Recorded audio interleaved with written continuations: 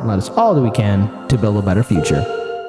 Okay, so this is literally, I just came across this. It's a fact check. It's not really the fact check that, I mean, we're going to go through the fact check, but it's sort of the message from the fact check. This is sort of an equivalent story of, like, an officer, maybe not a better example. Like, you bring back a girl to her house in, like, the day, like teenagers would, and the father looks at the girl and's like, hey, you snuck out late last night. How dare you? And the boyfriend goes, no, I kidnapped her. That's sort of what this story is with Joe Biden, and this really ridiculous fact check that made the situation worse. It's very funny. Okay, let's talk about it. So this is from the widely respected fact checkers of America that represent some Americans, talking about Joe Biden didn't import oil from Iran. He stole it, and get that right next time you read it. A blog post widely shared on Facebook claimed that President Joe Biden imported oil from Iran and called the deal pure evil. The post was flagged as part of Facebook's effort to combat false news and misinformation on its newsfeed. And so this is directly quoting the thing that was being passed around. Pure evil. Biden imports oil from Iran after shutting down Keystone Pipeline and putting U.S. oil workers out of work, read the headline on an article from the Gateway Pundit written by Jim Hoft. Hoft's Gateway Pundit Twitter account was permanently suspended in February for repeated violations of Twitter's policies on election-related messages, according to news reports. But the headline misleads. Oil was seized, not purchased. Oh, that makes it much better, I think, is the point they're trying to make. That, hey, we didn't just do trade with someone. How dare you say that? We stole it. So, get that right. Anyway. The article refers to another Gateway Pundit article that lists a 2-paragraph news story by Reuters in the Financial Post. Reuters, citing data from the U.S. Energy Information Administration, reported that the U.S. in March imported 1 million barrels of Iranian crude, despite sanctions on Iranian's energy sector, in only the second such import since late 1991. Technically, the oil was imported to the U.S., Okay, so literally within this, the entire thing that they're trying to say, no, it's not that, it's worse. They're like, technically they're right, which is sort of a weird thing to throw in there, because they're like, technically it was imported to the U.S. because it was brought in via port, which is basically the definition of importing something, bringing it in via port. And to quote George Bush Jr., it's amazing that more and more of our imports are coming from overseas. So there you go. I forgot. Well, good job, Georgie. You figured that one out. But this was no ordinary transaction. I love it. They're still like, I want to fact check them right now. It's not a transaction if you seize it. Oh, you know when those people like they went into like a Walmart and they stole stuff? No. They transacted that stuff. Oh, they transacted. Okay, you got to cool. get that right. Cool. So every time I visit a Costco or a Target or a Walmart, you're transacting. Transacting. Just take it out. It's okay. You're walk just, out. you just Walk past security. Just say you're That's transacting. I'm just transacting. Don't worry. I'm not stealing anything. I'm transacting. Hold on. We here at Heartlands Media do not condone that kind of stuff. We don't condone transactions. We condone transactions. That makes it clearer. The correct definition of transaction. Yes. Okay. The correct. Well, these are the fact checkers that Facebook uses. So for all intents and purposes, they are God, and it's a transaction now. Oh no. So this is like in like The Dictator, everything's alamin. Yeah. Yeah. This is what this is now. Okay. So okay, everything. Okay. So theft is now alamin. Okay.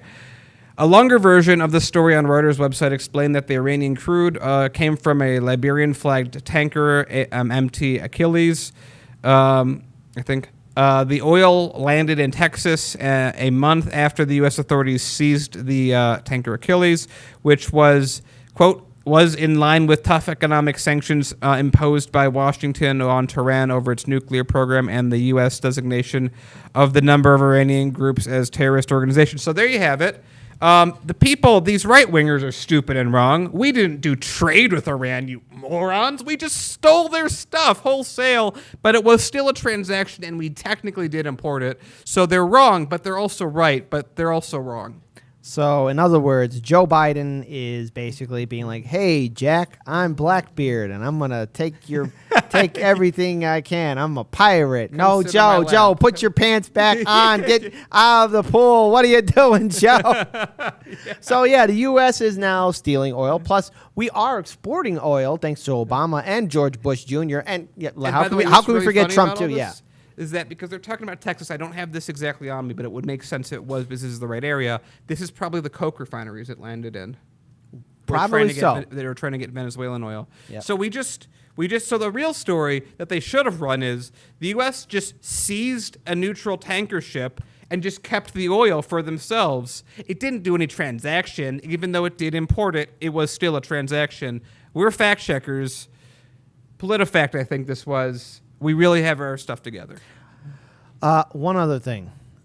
This is an example of why we have to get off of our addiction to oil. Now, I know that our entire No drugs. We're a drug-free country. Our entire infrastructure is tied to fossil fuels, but this is a recipe for disaster because one day this thing is all going to fall apart. It's a house of cards. It's incapable of standing.